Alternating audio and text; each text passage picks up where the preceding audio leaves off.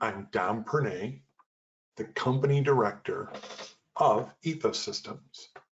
Today, we are going to introduce Sage Intacct Real Estate. First, let's discuss the markets that Sage Intacct Real Estate best serves. From a commercial standpoint, we certainly serve the office and industrial space, as well as retail, whether it be a regional mall or a strip center. From a residential perspective, we serve all three main spaces for market rate rentals, both multifamily and single family, affordable housing capabilities, and also condo co-op management. What makes Sage Intacct Real Estate different is its lease-based structure. As you can see from the screen that we have in front of us here today, everything is centered around the lease. When I first helped design this system as the product director for Sage Intacct Real Estate, it was very important to me that we were lease-based. There are a lot of systems out there, and a number of them are tenant-based. You create a property, section it into units, and then move tenants in and out of units. I always felt that in the real estate space, we administered the lease, and it was best to put that lease at the center of the system, because this way we're able to administer to all the different features and functions within that lease. So what we've done is we create a property, we section it into units, we have a separate database of tenants, and then we use the lease to draw them together. This allows us to have a scenario of one tenant with multiple spaces, easily accommodated, and in a commercial environment where that tenant has different rent information and option information and common area maintenance clauses per space, we can identify all of those per space.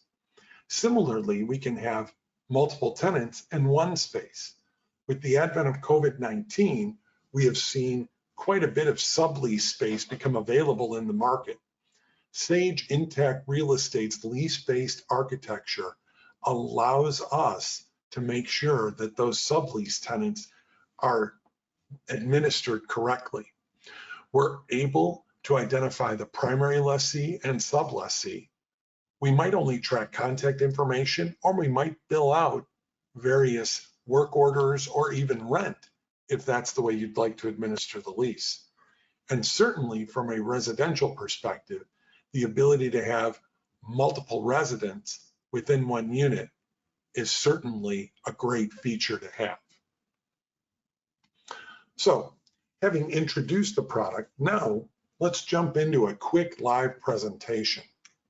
So the first thing I always like to discuss is our dashboards. Sage Intacct is a web-based SaaS platform, so no servers needed, access to it from anywhere, anytime in the world. And what you notice when you look at a dashboard is we have at the very top these white cards. These are called performance cards, and they allow you to create the metrics that are important to you. So if I want to look at my rental income and compare that to budget, I can do that. What's happened to accounts receivable this month and cash balance this month. And everywhere that's highlighted in blue, there are drill downs available. I can also then look at a list of the properties within my portfolio, whether it be mine as an asset manager or property manager, or my entire company's. And it shows me the name of the property, the address, what type of property it is, how many units it has, square footage, when did we acquire it, what's the value of that property on our balance sheet currently, if we have debt on the property, what is the debt we hold, and what is the interest rate and lender. Now, if these are interest-only loans, we won't see these note payable balances change. However, if there is principal and interest allocated accordingly, then those loan balances will reduce as time goes on. We also have the ability to look at a property expense graph in a waterfall method. And so what this does is maybe the property owner is allows me to see out of my 1.2 million in expenses, what's recoverable and what isn't. And all of these are based upon user-defined general ledger groupings. So you're not stuck with what somebody thinks you might want to see. You can easily architect this information to look the way you'd like. So I can see pretty quickly here, I've got depreciation and amortization, and I'm not going to be able to recover those as part of my common area expenses. So therefore, I see exactly what my exposure is. That's one simple example of a dashboard. Another example allows me to go in and see a dashboard from the standpoint of financial reporting. This allows me to see everything out here with those performance cards, once again, front and center. What is my rent and how does that compare to last month? And as I mentioned, I can always drill in and see the detail. So if I'd like to continue to drill in and see exactly what goes on here, I can easily drill all the way down to the detailed transaction along with the tenant that was affected. So I can see what property, what tenant, and what type of charge it was that was coded to this account. Very easy for me to get to that level of detail. We also have dimension-based reporting within Sage Intacct, and that goes as well for Sage Intacct Real Estate. We stamp every transaction with the entity, the property, the tenant, and even the lease. So I can see down to a lease level that detailed impact on my financial statements or any other reports for that matter. So it's very easy for me to go in and look at this for a different period of time, maybe the end of August, and now redraw that report for me that way. I can also look at it for a group of properties, maybe a portfolio or an individual property if that's what I'd like to do. And then all the way down to a lease level where I'm able to drill in on one given lease as of August to see exactly what happened this month in those performance cards, as well as from a financial reporting perspective. And all of this is based upon the idea that what we're able to do is drill into that detailed lease. So we do establish a group of properties. And of course, I've got the ability to sort and do contain searches and so on. Section those properties into units where I can see all the details of those units. And then all of the tenants that I might have within the system. I then bring all of that information together at the lease. And it's at the lease that it allows me to go in and build all of the details to administer that contract. So I can look at the tenant. In this case, there's only one. Once again, we can add additional tenants if needed. And what unit or units they have. So in our scenario here, this tenant occupies an office suite along with a parking space. When did the lease start and end? When did move-in take place? And of course, I can attach various documents like the lease itself and space plans and things like that. I then build all the detailed recurring charges. So I can go in under their rent charge and identify as of what date, what happens with their rent schedule and how often is it charged. And from a recovery perspective, now we get to drill in on the details. How often do we reconcile this recovery? What expense categories would we like to pull over?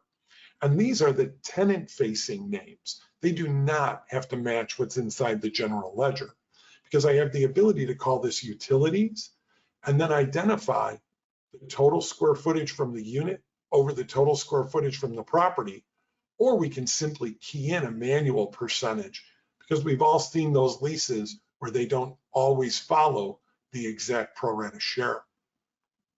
Then I can identify all of the different GL expenses that I'd like to have fall underneath that line.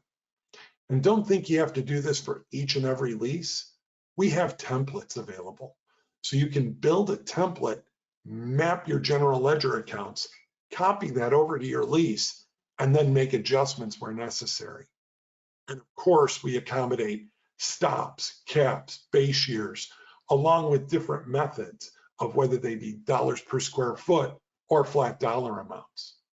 So all of that is available at the lease level, along with tracking how to bill late fees, security deposits with interest calculated, tenant certificates of insurance, and we have this ability inside Sage Intacct to have what are called smart events.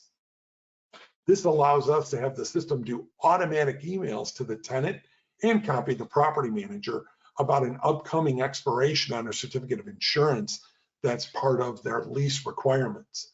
The same thing with lease options. All different types of lease options are available. When would you like the system to notify you, and who should be notified? And of course, we allow those options to be on any property in your portfolio. So if you have a suburban office complex where someone has a right of first refusal on an office across the parking lot, no problem. Easy to establish and carry that all the way through. All of this with very simple and easy to use reporting. So I have the ability to come in and grab one property or a group of properties, the date I'd like to see this as of, and simply view it to the screen, generate it to a PDF or an Excel file, and now I see all the details for this lease inside this rent roll. So I see the total property charges, how many units are occupied, how many are vacant, total square footage, total vacant units, and then all of the details for each individual suite as we go, including the next bump up that's due to happen. Well, I hope you have found this informational.